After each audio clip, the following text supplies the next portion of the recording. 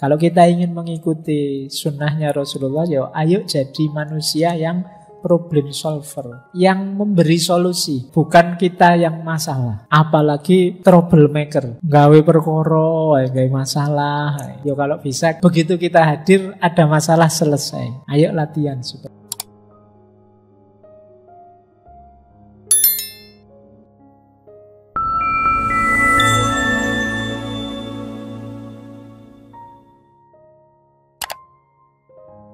Assalamualaikum warahmatullahi wabarakatuh. Bismillahirrahmanirrahim. Ada banyak sekali sebenarnya tulisan. Yo, saya ngalai malam hari ini ngaji untuk yang males membaca saja. Harusnya kalian buka sendiri itu kitab-kitab yang saya sebut judulnya. Ini saya ambil yang pertama dari Imam Ghazali, Ihya Ulumuddin.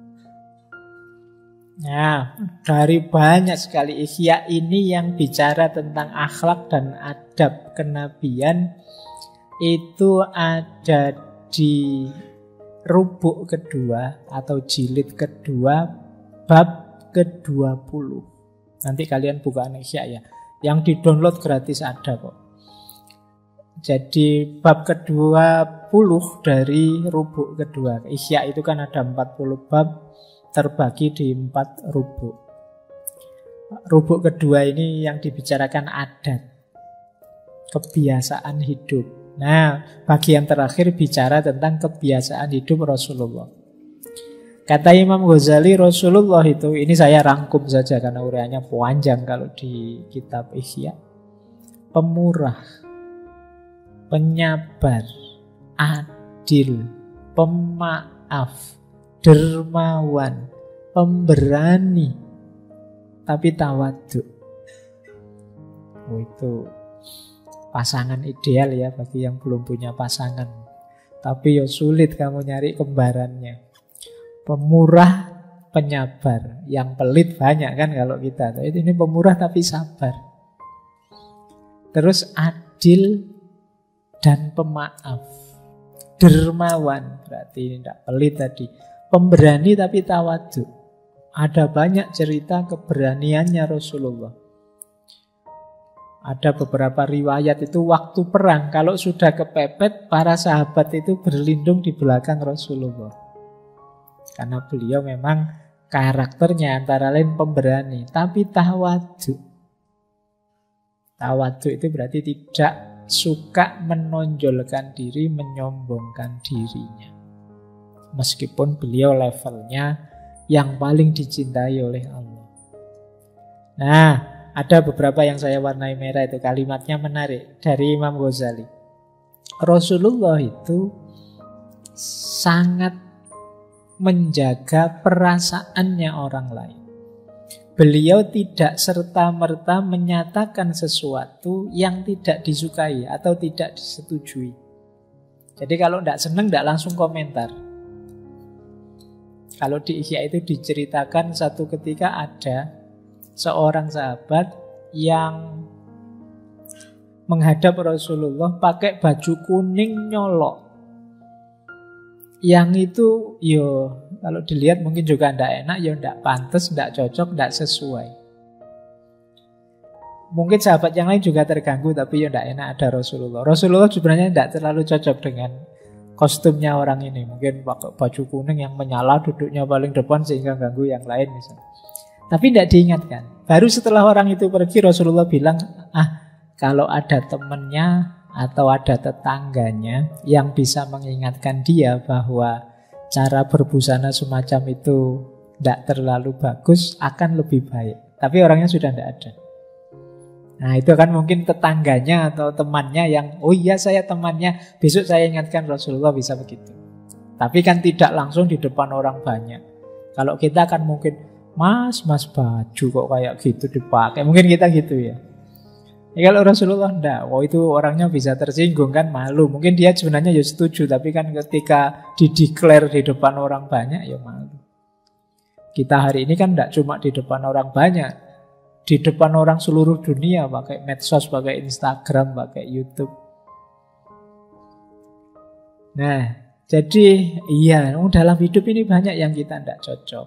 Ya kita ingatkan, cuma dengan cara mengingatkan yang tidak nambah masalah.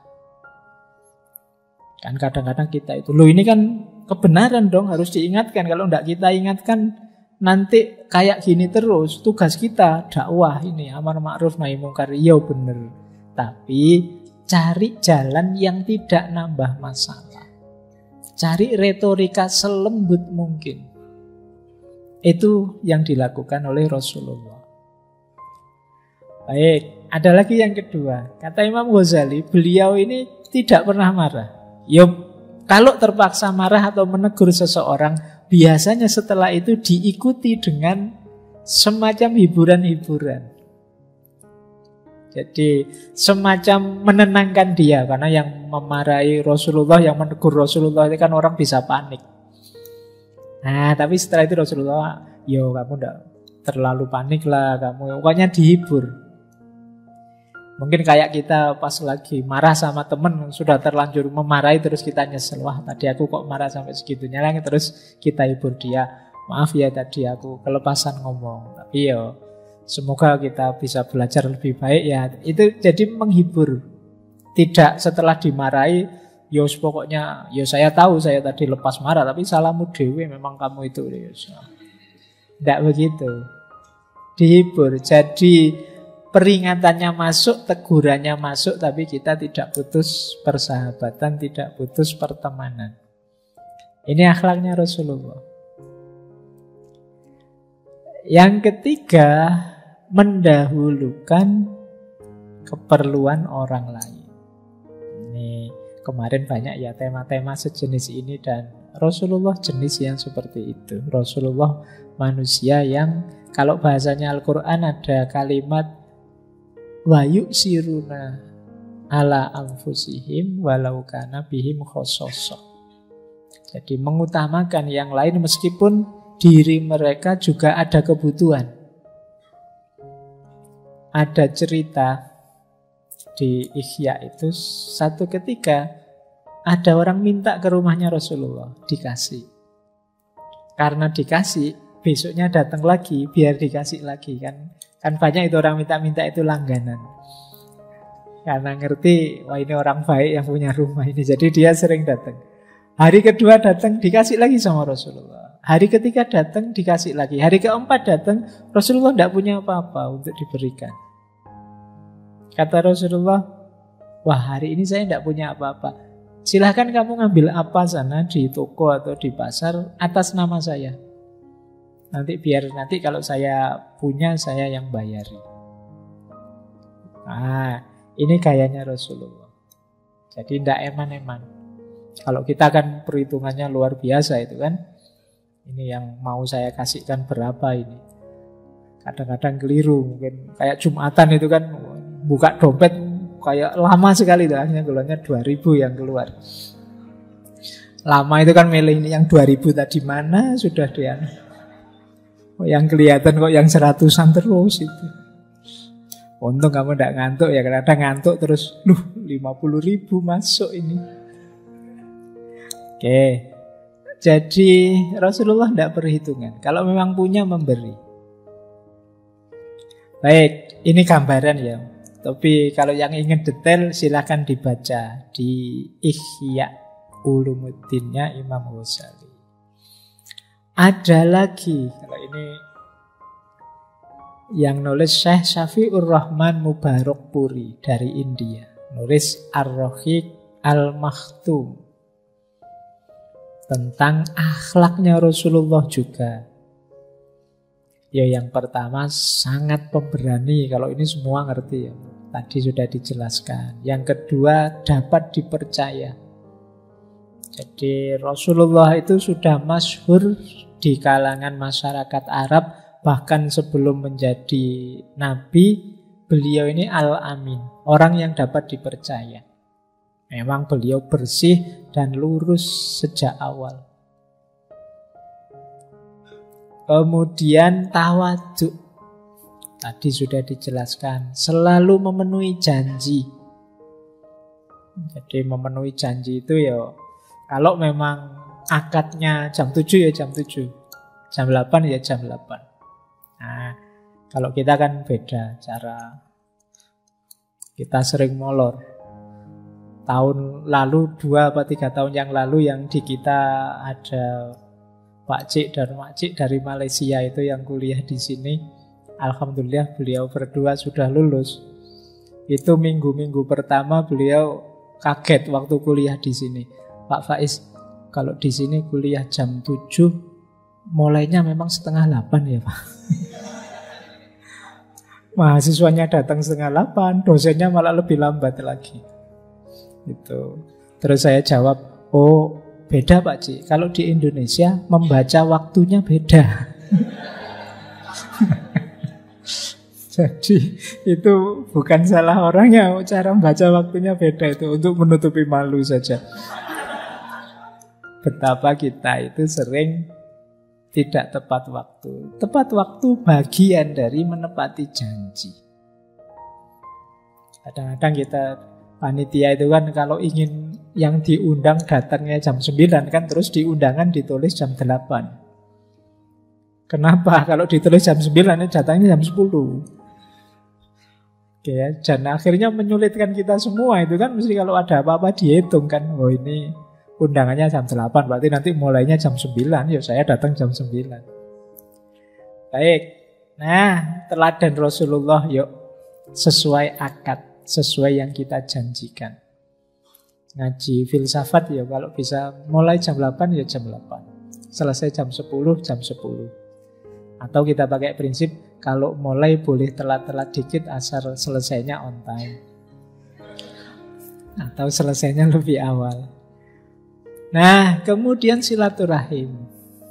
Rasulullah sangat gemar menyambung tali silaturahim. Penyayang dan lembut terhadap orang lain. Kalau ini masyhur sekali. Jadi kalau teman-teman memang sangat ingin meneladani Rasulullah, ayo latihan lembut. Karena memang Rasulullah itu lembut. Ya ndak usah, Pak saya memang wataknya gini kok Pak, saya pemarah. Ya latihan lah, manusia mana ada yang harga mati. Bisa latihan. Saya dulu dari Mojokerto, cara ngomongnya agak kayak Surabayaan. Agak medoknya agak spontan kayak Surabaya. Tapi ya sudah hampir 30 tahun di Jogja ya. Kalau saya pulang mesti orang sana bilang Mojokertonya hilang. Berarti kan bukan harga mati. Jadi kalau teman-teman merasa, oh ya sudah, karakter saya memang begini kok Pak, mau apa ya enggak. Ya kamu ubah jadi begitu. Pasti bisa. Manusia itu enggak seperti binatang yang paket jadi. Boleh. Enggak apa-apa. Jadi seperti Rasulullah, ayo latihan penyayang. Nah, kalau ini lebih berat, suka memaafkan, lapang dada. Wah, hari ini sulit ya memaafkan, sekarang kita budayanya lapor polisi. Iya kan? Yo, maaf ya maaf, tapi polisi jalan terus, itu namanya belum maaf. Masih harus lewat polisi. Nah, ayo latihan yang longgar hati kita. Apalagi kalau itu memang hanya urusan kecil-kecil. Ada banyak hal penting nanti mungkin menyita waktu kita kalau terlalu kita urusi. Jadi ayo latihan yang longgar. Rasulullah itu bahkan ada cerita masyhur sekali di awal-awal beliau dakwah di Mekah itu. Beliau itu tiap pagi ketika ingin sholat di Ka'bah itu ada seorang tetangga beliau yang sangat benci. Yang itu kalau beliau lewat kadang ditaburi pasir, kadang ditaburi kotorannya unta, kadang diludahi. Itu sampai putri beliau Sayyidah Fatimah itu sering membersihkan bajunya ayahnya, rambutnya ayahnya sambil menangis karena usilnya tetangganya ini. Tapi satu ketika pagi-pagi Rasulullah jalan ingin ke Ka'bah, kok tidak ada yang melempar kotoran, kok tidak ada yang menaburi pasir. Ini beliau heran, ini kemana orangnya ini? Apa kehabisan kotoran? Apa? Kok tidak ada yang melempar? Akhirnya tanya pada orang situ ini, beliau ini yang biasanya ada di sini kemana? Oh, beliau sakit Rasulullah. Tadi malam beliau sakit. Nah, pagi itu langsung Rasulullah menjenguk. Orangnya betapa kagetnya. Ini musuh yang sangat saya benci, yang tiap hari saya sakiti, justru yang menjenguk paling awal. Itu menyentuh hati dia, sehingga kemudian masuk Islam. Itu gaya dakwahnya Rasulullah. Jadi kadang-kadang justru dengan kelembutan, keterbukaan hati, kemurahan hati, dan pemaaf, orang tersentuh, geser minadz-dzulumati ilan nur. Biasanya orang itu kalau ditabrak, disalah-salahkan, malah sulit untuk sadar. Bukan berarti tidak tahu itu salah. Saya tahu itu salah, tapi wis kadung gengsi, mau gimana. Jadi teman-teman kan sering gitu kan, kalau disalahkan itu kan mesti cari-cari alasan. Kamu telat ya? Loh, sebenarnya saya tidak pengen telat Pak, tapi ya gimana lagi? Ya, pinter ngomong kamu kan. Nah, kenapa? Kamu tahu sebenarnya salah. Kenapa cari alasan? Ya karena ditabrak langsung sih. Coba tadi mengingatkannya nggak model, kenapa kamu telat gitu. Ayo silakan masuk dulu mas, nggak apa-apa. Nanti belakangan baru ngomong, minggu depan kita tetap ya seperti tadi jamnya, jangan telat. Yang telat ya, itu mungkin dia bisa berubah. Tapi kalau ditabrak langsung, kemungkinan gengsinya keluar, sehingga malah tidak jadi lebih baik. Nah ini strategi kayak gini sudah jarang ditemukan. Kita pinginnya saling tabrak, pinginnya segera orang lain harus ikut saya, karena saya yang paling benar. Selanjutnya Rasulullah itu pribadi yang penuh kegembiraan, meskipun kalau tertawa tidak sampai terbahak-bahak. Kehadiran beliau selalu menggembirakan. Jadi ada istilah Rasulullah itu basam. Basam itu selalu tersenyum. Meskipun tidak sedang tersenyum, yang di dekat beliau merasa disenyumi. Kalau mungkin pakai bahasa hari ini, memang auranya aura yang menggembirakan. Kehadirannya ditunggu-tunggu. Mungkin kebalikannya kita ya. Kalau teman-teman kita kan kalau kita tidak hadir, alhamdulillah dia tidak datang, urusan aman. Kalau dia datang kacau mesti. Tapi kalau Rasulullah tidak, kehadirannya ditunggu. Kemudian Rasulullah itu tentu saja rajin ibadah, terus cerdas. Beliau punya fatonah. Kemudian selalu menyampaikan kebenaran meskipun pahit. Ada banyak kebenaran yang harus kita sampaikan.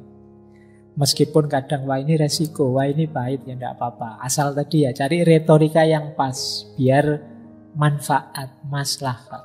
Terus yang terakhir sabar. Ada banyak ujian, ada banyak kesulitan, tapi beliau tidak pernah putus asa. Detail ureanya cari ya di kitabnya Syekh Sofiur Rahman Mubarak Puri Ar-Rahiq Al-Maktum. Baik, banyak kitab, saya rangkum detail saja biar waktunya biar efektif. Tambahan dari yang tadi, dari banyak kitab yang lainnya, yang tadi kan sudah dijelaskan. Yang pertama 4, siddiq atau jujur, amanah, tabligh, fatonah. Ini sifat-sifat Nabi. Jadi ini tidak perlu dijelaskan ya. Siddiq itu jujur, amanah itu bisa dipercaya, tabligh itu beliau menyampaikan semua yang harus beliau sampaikan, dan fatonah itu cerdas. Kemudian bersih. Bersih itu maksudnya apa? Rasulullah itu cinta kebersihan. Ini pelajaran kita ya. Ayo cinta kebersihan. Semoga malam hari ini yang ngaji sudah mandi semua. Semoga bajunya juga dicuci. Rasulullah suka kebersihan. Rasulullah itu rambutnya sebahu tapi rapi. Jadi bukan rambut panjang tapi tidak pernah keramas, tidak pernah itu. Ya kamu titeni ya, kalau kamu ngobrol sama temanmu balik-balik noleh ke sana, noleh ke sini. Jangan-jangan itu menghindari deket-deket kamu, wah baunya. Ayolah bersih, ayo cinta kebersihan. Rasulullah sangat gemar kebersihan, gemar ibadah itu pasti. Kemudian zuhud. Nah, kemarin kita belajar asketisme, Rasulullah sudah mencontohkan itu. Nanti ada penjelasannya seperti apa gaya sederhana asketiknya Rasulullah. Zuhud itu berarti kondisi mental yang sudah tidak mungkin bisa ditipu lagi oleh dunia. Itu berarti orang yang zuhud.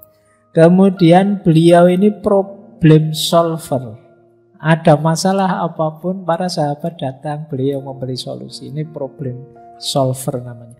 Kalau kita ingin mengikuti sunnahnya Rasulullah, ya ayo jadi manusia yang problem solver. Problem solver itu yang memberi solusi, bukan part of the problem, bukan kita yang masalah. Apalagi troublemaker, gawe perkara, gawe masalah. Ya kalau bisa kehadiran kita, begitu kita hadir ada masalah selesai. Itu namanya problem solver. Ayo latihan seperti itu. Kemudian living Quran. Kalau ada yang tanya, Rasulullah itu akhlaknya gimana sih? Istri beliau, Sayyidah Aisyah, bilangnya Rasulullah itu ya khuluquhul Quran, akhlaknya Quran. Jadi beliau ini Al-Quran yang hidup. Makanya kita tidak bisa bilang, Pak saya Quran saja langsung, tidak pakai Rasulullah. Loh, Rasulullah itu contoh teladan konkret. Seperti itulah menghidupkan Al-Quran. Jadi karena beliau living Quran.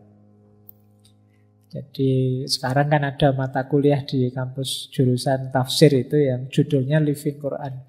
Biasanya melihat ke daerah-daerah bagaimana umat Islam menghidupkan Al-Quran sesuai versi lokal masing-masing. Nah, living Quran paling utama, paling pokok itu ya Rasulullah. Kemudian tidak berlebihan. Apa-apa sesuai dosisnya yang pas. Tidak ada yang berlebihan, itu baik, apapun itu. Nanti ada banyak cerita tentang bagaimana Rasulullah itu sebenarnya hidupnya sangat, kalau pakai bahasa hari ini ya, yang sering diseminarkan, sangat moderat. Karena memang hakikatnya Islam itu moderat. Agama kita itu seimbang, ya duniawi ya ukhrawi. Jadi tidak ada praktek penyiksaan diri, tapi juga tidak ada terlalu dekat dengan dunia. Imbang, harmonis. Kemudian tadi menggembirakan. Tadi sudah dijelaskan. Terus pemalu. Jadi Rasulullah itu di banyak kitab disebut pemalu. Ada cerita waktu beliau muda, satu ketika ada kerja bareng-bareng memperbaiki Ka'bah. Beliau ini terjatuh. Sehingga jubah beliau tersingkap sedikit, sehingga betis beliau kelihatan. Tapi setelah itu beliau malunya luar biasa. Dan setelah itu tidak pernah lagi beliau memperlihatkan anggota tubuhnya yang manapun. Jadi ada seorang sahabat yang bilang bahwa Rasulullah itu malunya seperti gadis yang dipingit. Jadi lembut, tawaduk, pemalu. Tapi jangan salah, kalau waktunya perang ya sangat pemberani. Kemudian rendah hati, tenang. Ini kalau bahasa Al-Quran ya jiwanya memang levelnya mutmainnah, tidak mudah panik. Kenapa? Karena sudah sepenuhnya bersandar pada Allah. Kalau kita kan masih mudah panik. Kita masih bersandar pada banyak hal selain Allah.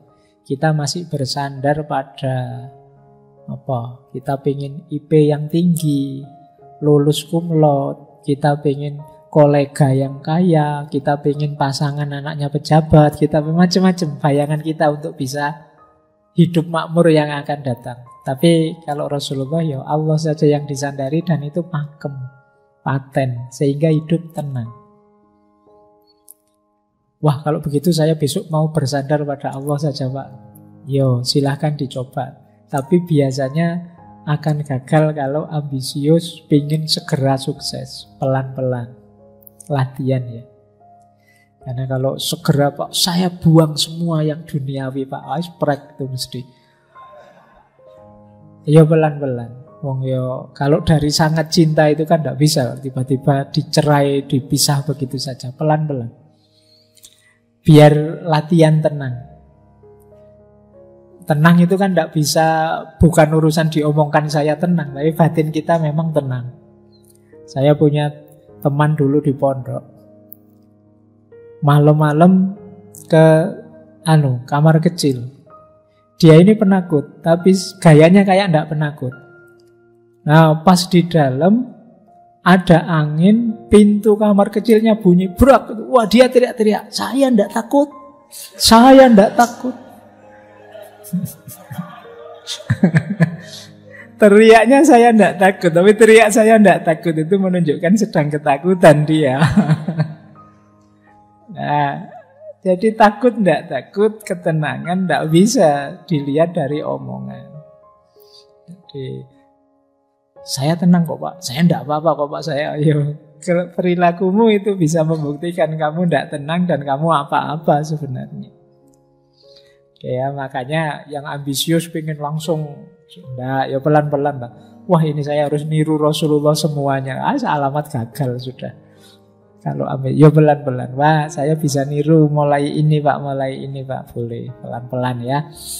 Terus beliau ini empatik. Empatik itu mampu merasakan yang dirasakan orang lain, yang dirasakan oleh umat beliau. Baik, kita lanjut. Nah, tadi akhlak, teman-teman, yang harus kita tanamkan dalam diri. Sekarang kita mulai adab.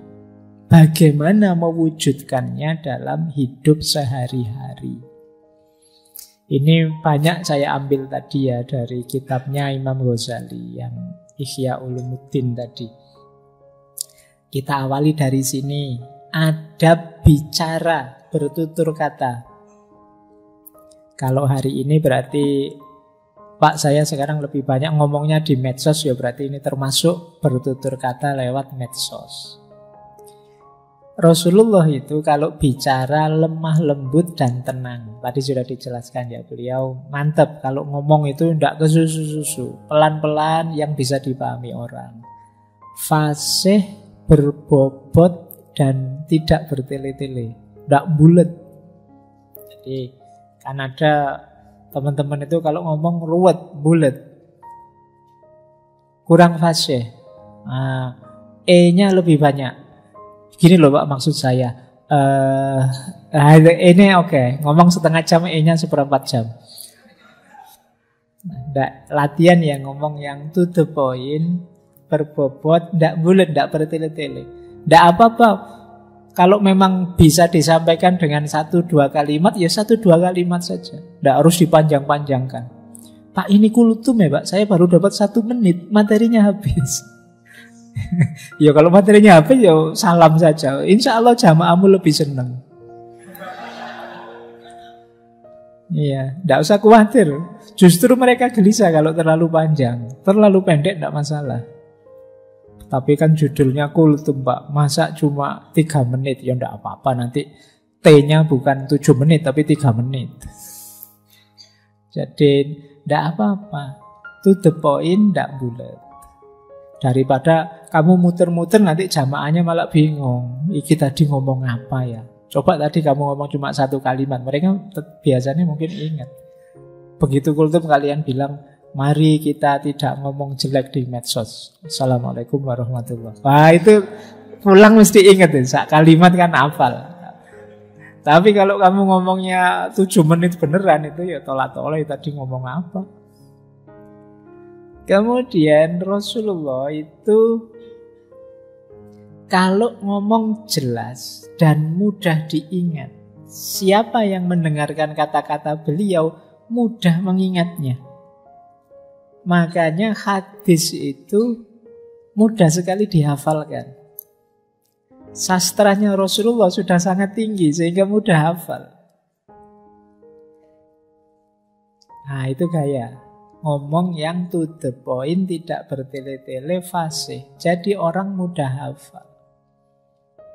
Kalau kita bulet ya orang susah menghafalkannya. Kemudian selalu tersenyum tadi ya. Kalau ngomong jangan sambil merengut, dengan senyum. Orang jadi lebih mudah menerima. Orang merasa diterima. Kemudian Rasulullah tidak pernah mengutuk atau menghina orang. Nanti ada hadisnya yang beliau bilang, aku diutus tidak sebagai pengutuk, tetapi untuk menyebarkan kasih sayang. Jadi kalau ingin mengikuti sunnahnya Rasulullah, jangan mengutuk orang, menghina orang. Tidak suka dengan orang manusiawi, tidak setuju dengan orang biasa. Tapi jangan dikutuk. Apalagi dikutuk di depan orang banyak, dilaknat di depan orang banyak. Ini tidak dicontohkan oleh para ulama, juga oleh Rasulullah.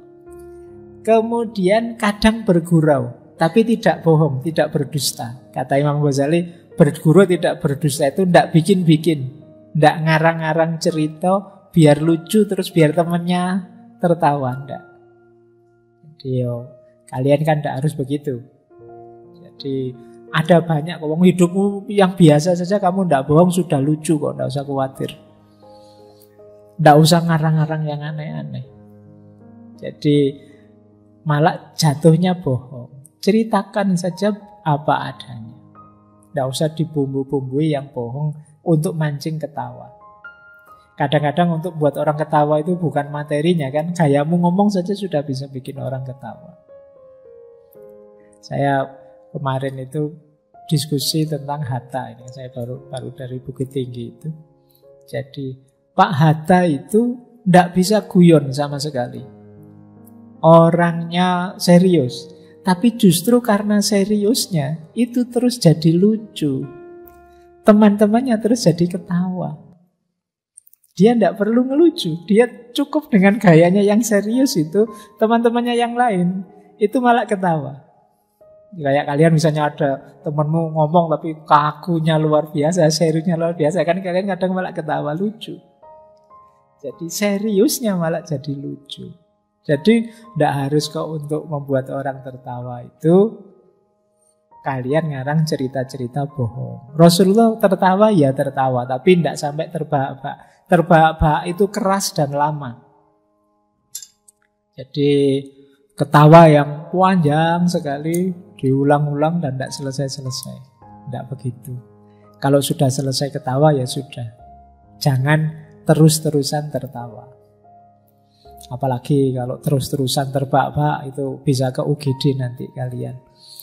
Secukupnya saja ketawa ya sudah. Terus dasarnya hidup itu diam. Jadi ingat ya, bukan saya itu dasarnya hidup itu ngomong. Nanti kalau sudah kehabisan bahan baru diam. Tidak begitu. Dasarnya diam. Tapi kalau ada yang penting diomongkan. Jadi diingat-ingat ini ya. Jadi kadang-kadang kita itu kalau ketemu teman, ketemu siapa, itu kan pakai rumus dasarnya harus ngomong ini. Kalau tidak ngomong nanti tidak dianggap ramah, tidak dianggap rame. Akhirnya ngarang-ngarang cerita, nyari-nyari bahan yang tidak perlu. Sebenarnya dasarnya diam. Kalau ada yang penting ditanyakan. Jadi Rasulullah itu lebih banyak diam. Bahkan beliau lebih suka mendengarkan orang bicara. Jadi kalau kita kan tidak betah dengar orang ngomong. Kadang kita dengar teman kita curhat saja, dia baru ngomong satu kalimat, kita nasihatnya sudah 3 paragraf. Kita kesusu ingin menasehati dia. Kita tidak betah kalau ada teman kita ngomong. Kalau Rasulullah, beliau pendengar yang baik, mampu menyimak pembicaraan orang lain. Dan memang beliau tidak bicara kalau tidak ada keperluan. Bicara ya kalau pas ada perlunya saja. Kita lanjutkan. Jadi ini diingat-ingat. oh ini gayanya Rasulullah dalam bertutur kata.